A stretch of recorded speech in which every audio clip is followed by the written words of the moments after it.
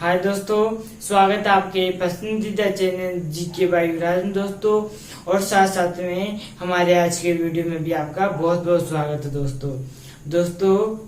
आज भूकंप के पार्ट 4 में आज हम पढ़ेंगे भूकंप क्षेत्र का वैश्विक वितरण। क्या पढ़ेंगे दोस्तों? आज भूकंप क्षेत्र का वैश्विक वितरण दोस्तों आज पढ़ेंगे। बहुत ही इम्पोर्टेंट टॉपिक है दोस्तों, इसलिए वीडियो को शुरू से लास्ट तक देखना। नहीं बिना देर से वीडियो शुरू करते हैं दोस्तों। आज हम भूकंप क्षेत्र का वैश्विक वितरण पढ़ेंगे भूकंप के पार्ट 4 में दोस्तों, है ना।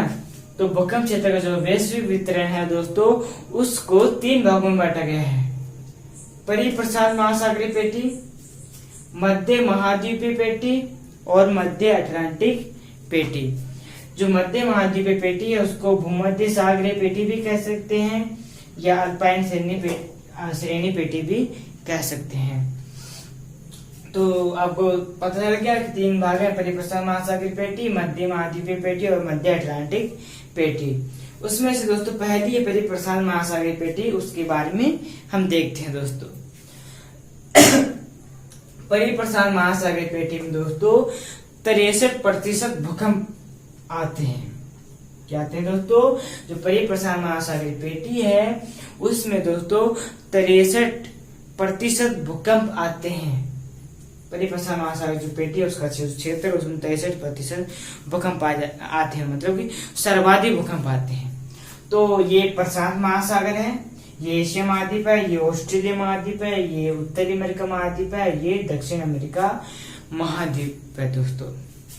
क्लियर दोस्तों?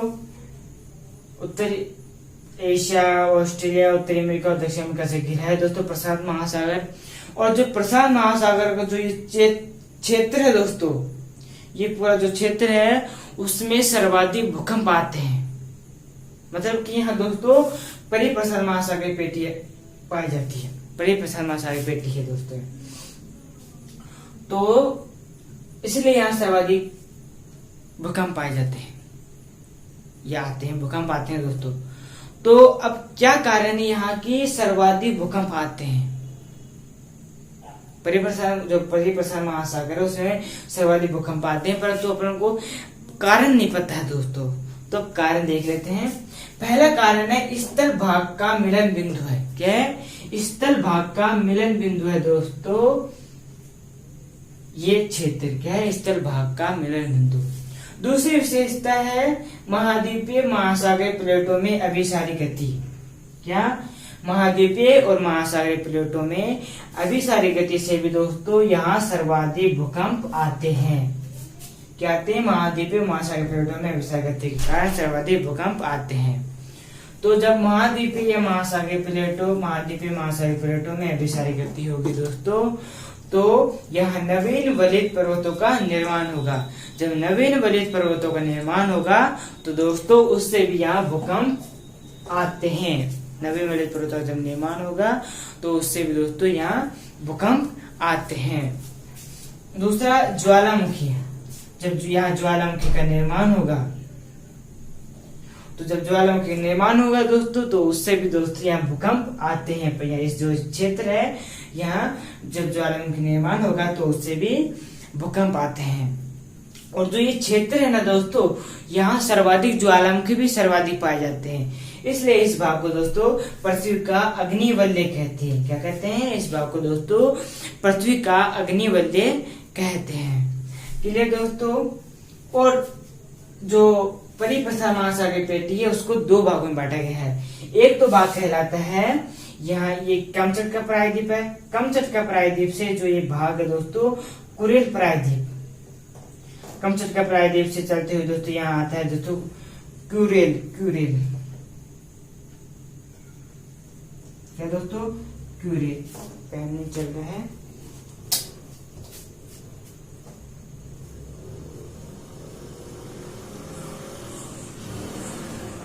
यहाँ दोस्तों ये क्यूरेल प्रायद्वीप है दोस्तों यहाँ। तो क्यूरेल प्रायद्वीप तक कमचटका प्रायद्वीप से यहाँ दोस्तों एक क्यूरेल जो प्रायद्वीप है यहाँ तक का जो भाग है वह भी परिप्रशांत महासागरीय पेटी का ही भाग है। और दूसरा भाग है वह है यहाँ इस साइड दोस्तों अलास्का से लेकर चिली तक, कहाँ से, अलास्का से लेकर चिली तक का जो भाग है वह भी परिप्रशांत महासागरीय पेटी का ही भाग है। तो आपको समझ में आ गया होगा दोस्तों कि जो परिप्रशांत महासागरीय पेटी है दोस्तों, ये जो क्षेत्र है दोस्तों उसमें ज्वालामुखी, सर्वाधिक ज्वालामुखी क्यों आते हैं। तो एक बार फिर से रिवाइज कर लेते हैं दोस्तों, अच्छे से याद हो जाएगा। स्तर भाग का मिलन बिंदु, महाद्वीपीय महासागरीय पेटों में अभिसारी गति के कारण, नवीनवलित पर्वतों के निर्माण के कारण, ज्वालामुखी के निर्माण के कारण और कारण दोस्तों यहाँ सर्वाधिक भूकंप पाए जाते हैं। ज्वालामुखी सर्वाधिक पाए जाते हैं, इसलिए पृथ्वी का अग्निवलय कहते हैं। क्लियर दोस्तों। और दो भाग है दोस्तों, ये कमचटका प्रायद्वीप से क्यूरेल प्रायद्वीप तक और ये शायद अलास्का से चिली तक। और यहाँ दोस्तों जो जापान है, यहाँ दोस्तों जो जापान है और ये पूरा भाग है दोस्तों, जो पूरा क्षेत्र है इसमें सर्वाधिक ज्वालामुखी पाए जाते हैं, सॉरी सर्वाधिक भूकंप आते हैं। परिप्रशांत महासागरीय पेटी का जो क्षेत्र है उसमें से जो जापान, यहाँ जापान में 1500 भूकंप पाए जाते हैं। क्या पाए जाते हैं दोस्तों? तो जापान दोस्तों यहाँ 1500 भूकंप आते हैं, पर एक साल में दोस्तों 1500 भूकंप आते हैं। तो आपको पता चल गया कि इस क्षेत्र में सर्वाधिक भूकंप जापान में आते हैं 1500, एक साल में 1500 भूकंप आते हैं। तो आपको समझ में आ गया होगा परिप्रशांत महासागरीय पेटी क्या है, उसकी जो सर्वाधिक भूकंप आते हैं उसमें तो क्यों आते हैं, है ना। तो दूसरी है हमारी मध्य महाद्वीपीय पेटी, वो भी देख लेते हैं दोस्तों। मैंने पहले ही लिख दिया हूं ताकि आपका टाइम बर्बाद ना हो दोस्तों। तो दोस्तों दूसरी थी, पहली हमारी परिप्रशांत महासागरीय पेटी हो चुकी थी, दूसरी हमारी मध्य महाद्वीपीय पेटी, जिसे हम भूमध्य सागरीय पेटी और अल्पाइन श्रेणी पेटी भी कहते हैं दोस्तों। तो शुरू करते हैं इसके बारे में। तो मध्य महाद्वीपीय पेटी में दोस्तों 21% भूकंप आते हैं। क्या आते हैं? 21% भूकंप जो है दोस्तों ये मध्य महाद्वीपीय पेटी में आते हैं और परिप्रशांत महासागरीय पेटी में 63% भूकंप आते हैं। तो दोस्तों अब 21% भूकंप क्यों आते हैं मध्य महाद्वीपीय पेटी में, कारण क्या है इसका? जैसे हमने परिप्रशांत महासागर में जो 63% भूकंप आते हैं दोस्तों, वो हमने देखा, उसका बहुत सारे कारण थे दोस्तों। पर वैसे ही मध्य महाद्वीपीय पेटी में 21% भूकंप आने के कारण है, वो देखते हैं दोस्तों। तो पहले कारण देखने से पहले दोस्तों ये केप वर्दे जो वो मध्य महाद्वीपीय पेटी है वो कहाँ है? तो ये उत्तरी अमेरिका महाद्वीप है, ये दक्षिण अमेरिका महाद्वीप है, और ये अफ्रीका महाद्वीप दोस्तों, और ये पूरा एशिया महाद्वीप है, और ये ऑस्ट्रेलिया महाद्वीप है। क्लियर दोस्तों। और ये हमारा भारत है जहाँ अभी हम इस टाइम रह रहे हैं ना, तो ये हमारा भारत है, और ये अफ्रीका महाद्वीप, ऑस्ट्रेलिया महाद्वीप, दक्षिण अमेरिका महाद्वीप और उत्तरी अमेरिका महाद्वीप। और ये यहाँ दोस्तों केप वर्डे है। क्या है? केप वर्डे है यहाँ दोस्तों। ये छोटे छोटे दिख रहे हैं ना दोस्तों, ये है दोस्तों केप वर्डे। ये दोस्तों जो केप वर्डे है ये है अफ्रीका महाद्वीप का ही भाग है। जो मध्य महाद्वीपीय पेटी है वह केप वर्डे से होते हुए ऐसे भारत के ऊपर से दोस्तों, भारत से होते हुए यहाँ तक जाती है। तो दोस्तों ये पूरा दोस्तों यहाँ से केप वर्डे से जो चालू होती है ये पूरा दोस्तों ये क्या है? यह है मध्य महाद्वीपीय पेटी है दोस्तों। क्लियर दोस्तों कि केप वर्डे से चलती है और यहाँ तक ऐसे जो पेटी है वह है मध्य महाद्वीपीय पेटी। तो अब इसमें देखते हैं इस क्षेत्र में दोस्तों 21% भूकंप किस कारण आते हैं। तो पहला कारण है महाद्वीपीय प्लेटों में अभिसारी गति के कारण। महाद्वीपियों में महाद्वीप में और महाद्वीप में ही दोस्तों महाद्वीपीय प्लेटों में अभिसारी गति जब होती है तो उससे यहाँ इस क्षेत्र में दोस्तों भूकंप आते हैं, 21% भूकंप आते हैं। क्या दोस्तों? जब महाद्वीपीय प्लेटों में अभिसारी गति होगी तो उससे वलित पर्वतों का निर्माण होगा। क्या होगा? वलित पर्वतों का निर्माण होगा। जब वलित पर्वतों का निर्माण होगा दोस्तों तब भी इस क्षेत्र में भूकंप आते हैं और साथ साथ में ज्वालामुखी क्रिया भी होगी। क्या होगी, साथ साथ में तो ज्वालामुखी क्रिया भी होगी। जब इस क्षेत्र ज्वालामुखी क्रिया होगी तो उससे भी भूकंप आते हैं। और जो अभी देखा था प्रदीप प्रसाद महासागरीय पेटी, उसमें महाद्वीपीय महासागरीय प्लेटों में अभिसारी गति के कारण 63% भूकंप आते हैं। और ये तो वही था, परिवलित प्लेटों के निर्माण के कारण भी प्रदीप प्रसाद महासागरीय पेटी में भूकंप आते हैं और ज्वालामुखी क्रिया के कारण भी। और वैसे ही मध्य महाद्वीपीय पेटी में भी वलित प्लेटों के निर्माण के कारण और ज्वालामुखी क्रिया के कारण इस क्षेत्र में भूकंप आते हैं। क्लियर दोस्तों। और जो भारत का भूकंपीय क्षेत्र है दोस्तों, जो भारत का जो ये भूकंपीय क्षेत्र है ना, वो भी दोस्तों मध्य महाद्वीपीय पेटी में ही आता है। मतलब कि मध्य महाद्वीपीय पेटी का ही भाग है दोस्तों, जो भारत का भूकंपीय क्षेत्र है दोस्तों। क्लियर दोस्तों। और यहाँ दोस्तों अफ्रीका में जो ये भ्रंश घाटी है ना, ये भी मध्य महाद्वीपीय पेटी का ही भाग है। जो भ्रंश घाटी है ना दोस्तों, जिससे अफ्रीका में भूकंप आते हैं, वो भी मध्य महाद्वीपीय पेटी का ही भाग है। और साथ में ये जो भारतीय प्लेट है यहाँ दोस्तों, भारतीय प्लेट है, वो भी जो भारतीय प्लेट है यह भी मध्य महाद्वीपीय पेटी का ही भाग है। क्या है, मध्य महाद्वीपीय पेटी का ही भाग है। तो भ्रंश घाटी, भारतीय प्लेट हो या जो भारत का भूकंपीय क्षेत्र, वो सभी मध्य महाद्वीपीय पेटी का भाग है, जिसे हम भूमध्य सागरीय पेटी भी कहते हैं और अल्पाइन श्रेणी पेटी भी कहते हैं। तो दोस्तों आपको समझ में आ गया होगा मध्य महाद्वीपीय पेटी में 21% भूकंप किस कारण आते हैं, और जो मध्य महाद्वीपीय पेटी है ये कहाँ स्थित है, मतलब कहाँ चलती है। क्लियर दोस्तों, कोई डाउट यहाँ तक? एक बार फिर से रिवाइज कर लेते हैं दोस्तों। महाद्वीपीय प्लेटों में अभिसारी गति के कारण भूकंप आते हैं इस क्षेत्र में, वलित प्लेटों के निर्माण के कारण भी भूकंप आते हैं, ज्वालामुखी क्रिया के कारण भी भूकंप आते हैं। ये उत्तरी अमेरिका, दक्षिण अमेरिका, अफ्रीका, एशिया, ऑस्ट्रेलिया महाद्वीप। और दोस्तों यहाँ स्केप वर्ड यहाँ है, यहाँ शुरू होती है और यहाँ तक पूरा दोस्तों ये क्षेत्र है मध्य महाद्वीपीय पेटी का क्षेत्र है। और यह महाद्वीपीय प्लेटों अभिसारी गति करती है तो उससे भूकंप आते हैं। क्लियर दोस्तों, कोई डाउट मध्य महाद्वीपीय पेटी में? अब जो हमारी तीसरी और लास्ट है वह है मध्य अटलांटिक पेटी। क्या है, मध्य अटलांटिक पेटी। तो दोस्तों अब जो मध्य अटलांटिक पेटी है वो भी देख लेते हैं।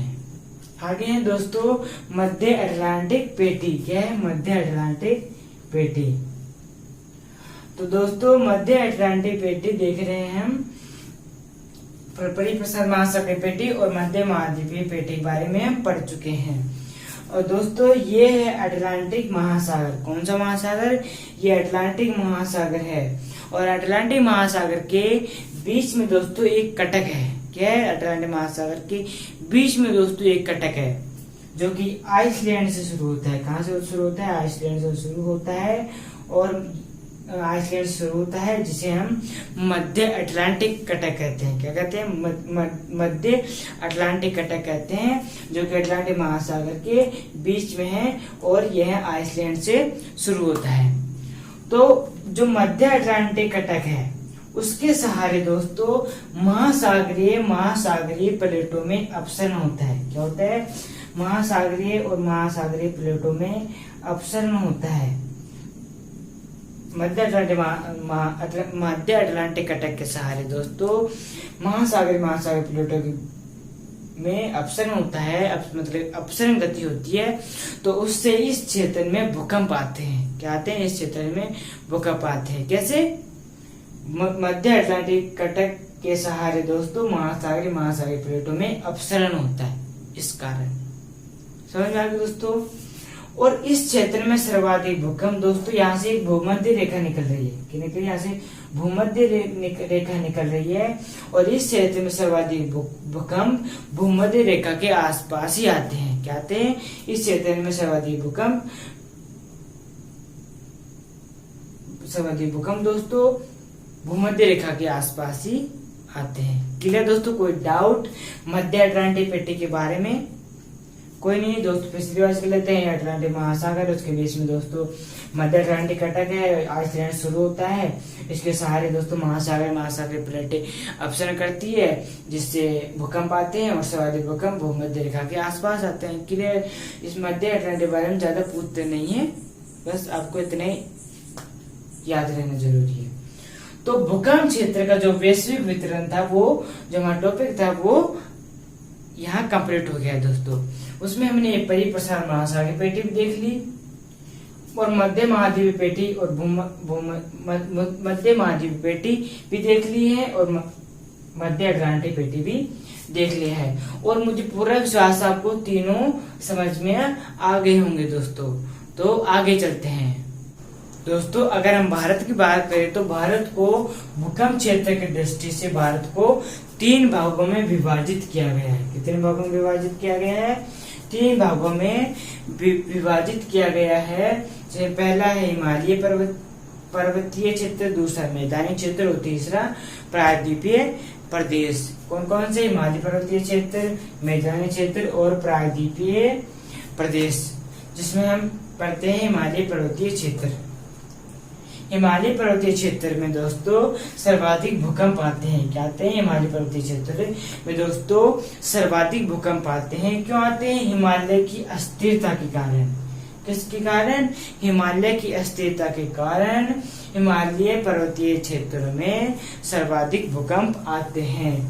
हिमालय पर्वतीय क्षेत्रों में जम्मू कश्मीर, लद्दाख, हिमाचल प्रदेश और उत्तराखंड आते हैं। कौन कौन से राज्य आते हैं? जम्मू कश्मीर, लद्दाख, हिमाचल प्रदेश और उत्तराखंड, ये सभी हिमालय पर्वतीय क्षेत्र में आते हैं। मतलब कि इन सभी में भी सर्वाधिक भूकंप आते हैं।